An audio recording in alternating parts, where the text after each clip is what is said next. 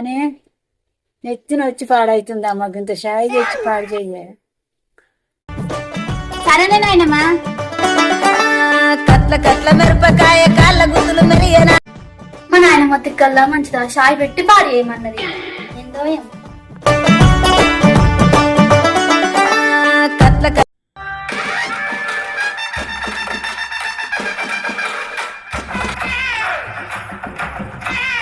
శివాని షాయి పెట్టుకురామని అప్పుడు చెప్పిన, ఇంతసేపా?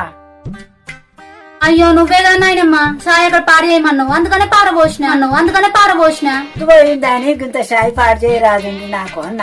అంటే పెడతావు అక్కడ వారబోస్తావు.